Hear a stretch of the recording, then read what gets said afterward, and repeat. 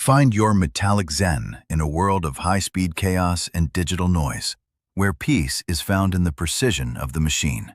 We explore the balance between technology and tranquility through stunning, rhythmic, cinematic visuals.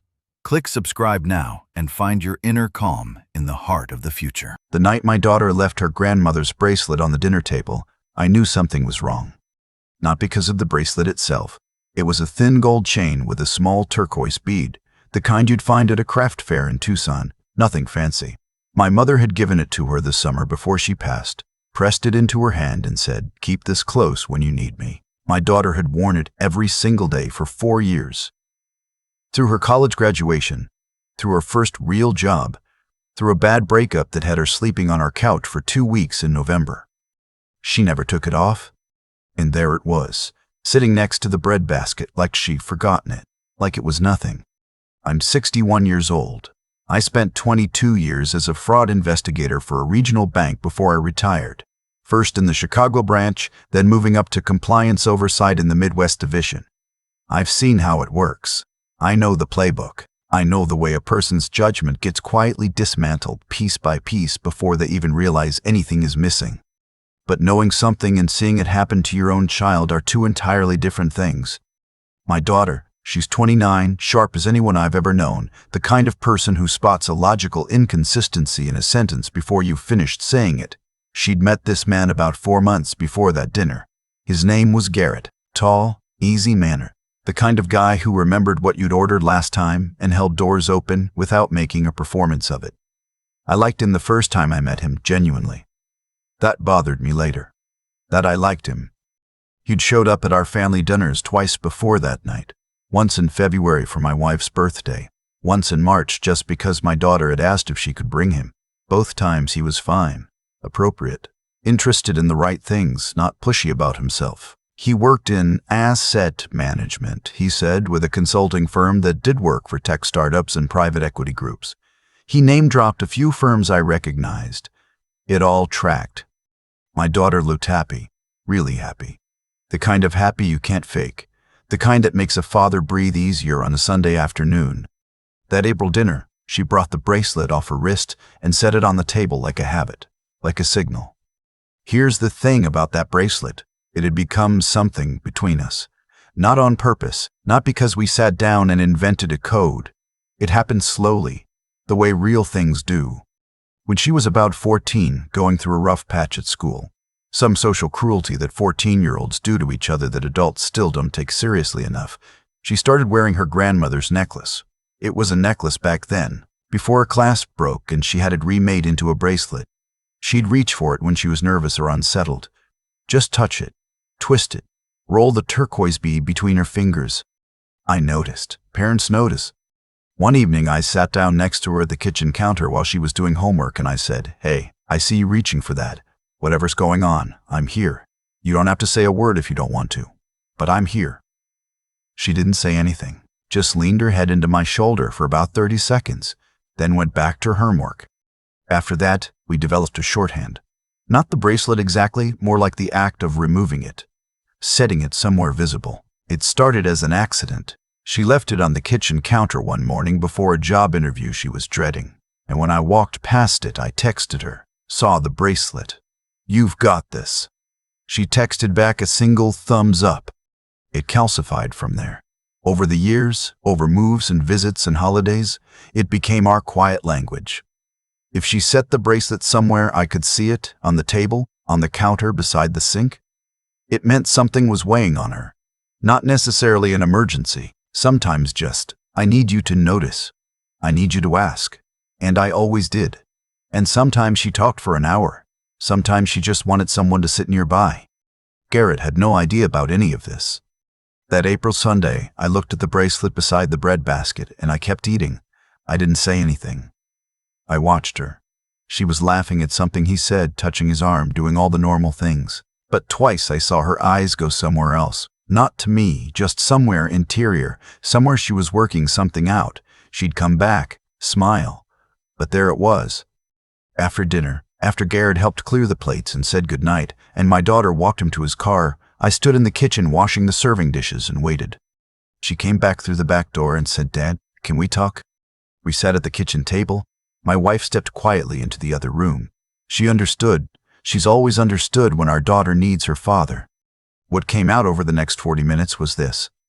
About 6 weeks earlier, Garrett had started talking about an investment opportunity, a fund he was personally involved with through his firm, not quite public yet, he said, still in a semi-private phase, which was why returns were unusually strong.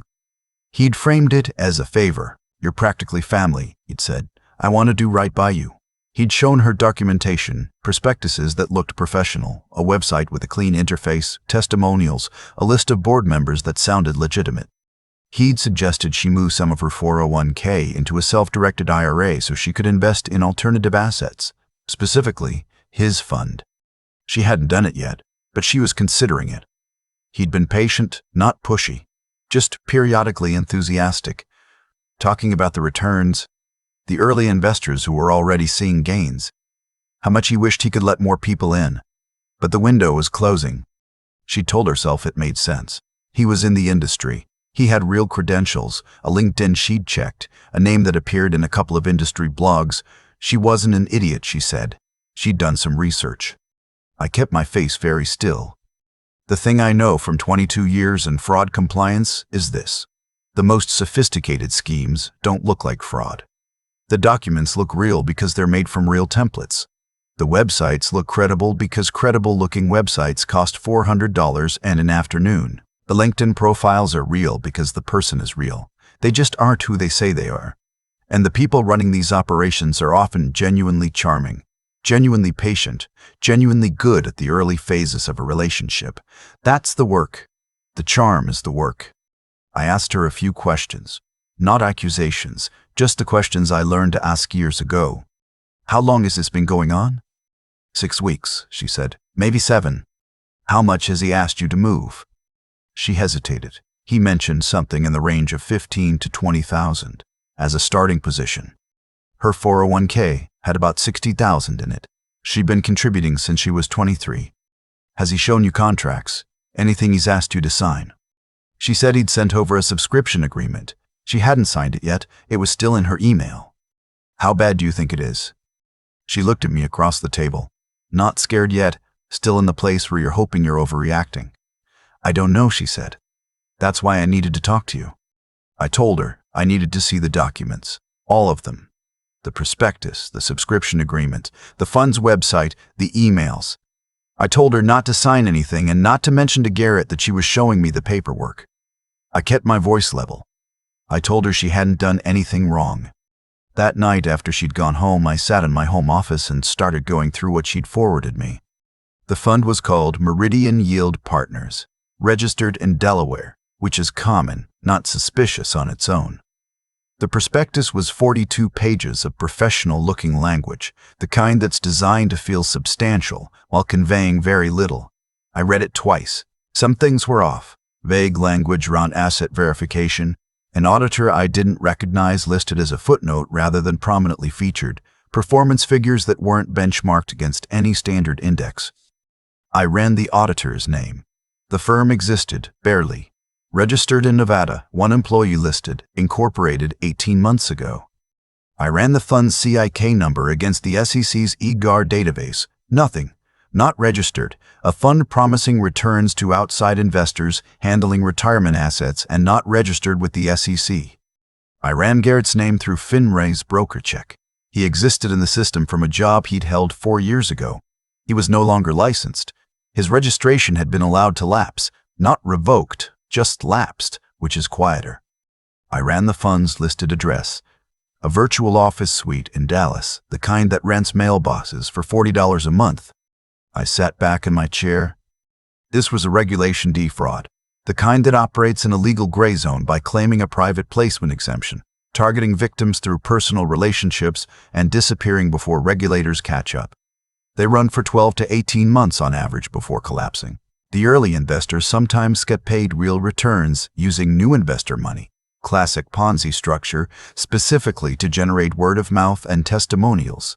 Then the window closes and the money is simply gone. The reason my daughter had seemed so credible to herself is because she'd done research on a real person. Garrett was real. His past job was real. His charm was real. What wasn't real was his current role, the fund, and any claim that her money would be protected. I didn't call her that night. I needed to be certain before I said anything, and I needed to do this carefully. If Garrett sensed that someone was looking into him, he'd accelerate the pitch or disappear, and either outcome would hurt my daughter more. Over the next week, I contacted 2 people I'd worked with during my years at the bank. One was now with the Illinois Department of Financial and Professional Regulation, and one was a compliance officer at a brokerage firm in the Loop. I shared the documents without naming my daughter. Both of them independently said the same thing. This has the structure of a fraudulent private placement. The auditor is a shell. The registration is missing. Don't touch it. The IDFPR contact gave me a name, an investigator in their Securities Enforcement Division who handled exactly these cases. I called her. She was professional, direct, not surprised. She said they'd had 2 similar complaints come in about Meridian Yield Partners in the past 8 weeks. They were looking at it. I asked what she needed from us. She said if my daughter was willing to be a cooperating witness and preserve her communications with Garrett, all of them, no deletions, screenshots of the web materials before they disappeared, that would be significant. She said she couldn't promise an outcome, but they were moving. I called my daughter and told her what I'd found, all of it. I didn't soften it. There was a long silence on the phone. Then she said, I knew something was wrong. I knew it, and I kept talking myself out of knowing it. I said, I know. They're good at that. It's designed to work exactly that way. She cried a little. Not for long. She's not someone who stays in that place. Then she asked what she needed to do. I walked her through it. Preserve everything. Don't respond to Garrett differently. Don't confront him yet. Let the investigator lead on timing. She asked me if she should break up with him now or wait. I said that was her call and hers alone. But if she needed my read, this man had identified her as a target, built a relationship as a means to that end, and spent 4 months positioning himself to take her retirement savings. Whatever she'd felt in that relationship, the relationship itself had been a deliberate construction from his side, not a mistake or a flaw, a plan. Another silence. Okay, she said. Yeah? Okay. What followed wasn't dramatic in the way movies make things dramatic. There was no confrontation scene, no moment where he looked cornered and confessed. The Illinois securities investigators built their case over about 10 weeks, working in conjunction with the SEC and, it turned out, authorities in 2 other states where other victims had come forward. Garrett, his real name as it emerged, was not Garrett, which surprised me and didn't, had been running variations of this scheme under different identities across 3 states since 2019. The fund was real in the sense that it existed on paper. The money that went in had largely been moved offshore within weeks of deposit. My daughter had never transferred a dollar. She was one of the lucky ones, not because she was naive, but because she'd noticed her own hesitation and listened to it. Because she'd set a bracelet on a table and trusted someone to ask what it meant. The last time I saw Garrett, or whoever he was at a family dinner he didn't know was already a formality. My daughter had agreed to one final meeting with him to keep things normal, at the investigator's request, while they finished verifying some paperwork. He sat at my kitchen table and talked about the fund with exactly the same ease he always had. Patient, warm, no sense at all that the floor had already been cleared out from under him. He shook my hand when he left. A week later, federal marshals knocked on the door of the rental he'd been living in for 3 months. He'd apparently already been half-packed, which tells you something about how these people operate. Always ready to move, always ahead of the question. He hadn't been ahead of this one. My daughter came over the Saturday after the arrest. We sat on the back porch with coffee and didn't talk about it much. There wasn't much left to say. She'd already said the hard stuff over the phone weeks earlier. At some point, she reached down and fastened the bracelet back around her wrist. Just did it quietly. The way you do something that belongs there. I watched her do it and didn't say anything. But I noticed. I always notice. I keep thinking about the moment she fastened that bracelet back around her wrist on the back porch. Just reached down and did it quietly, like returning something to where it belonged. She didn't make a speech about it. She didn't have to. What stayed with me long after that Saturday morning was this: she had known. Some part of her had known from early on that something was off, and she'd spent weeks arguing herself out of that knowledge, not because she was foolish. She is one of the least foolish people I know. but because the situation had been engineered specifically to make her distrust her own instincts. That's the whole design, not the fake documents or the shell auditor or the lapsed FinRay license. Those are just the machinery. The real work is making a careful, intelligent person feel that their caution is the problem. Garrett, whatever his real name was, had invested months in that. Months of patience, warmth, small remembered details. A relationship built not from feeling, but from calculation. And when I think about what that requires of a person, I don't feel anger so much as a cold kind of clarity. The cause and the effect run in a straight line. He chose to use people as instruments, and the life that follows from that choice is one built entirely on surfaces, on exits already planned, on bags half-packed before anyone asks a question. He was ready to run because people who operate that way are always ready to run. What they are never ready for is someone who already knows the playbook. My daughter's integrity saved her. I mean that precisely, not her luck, not my connections, not timing. Her integrity. She noticed her own hesitation and chose to take it seriously instead of explaining it away. That's a harder thing than it sounds. We live in a world that rewards confidence and punishes doubt.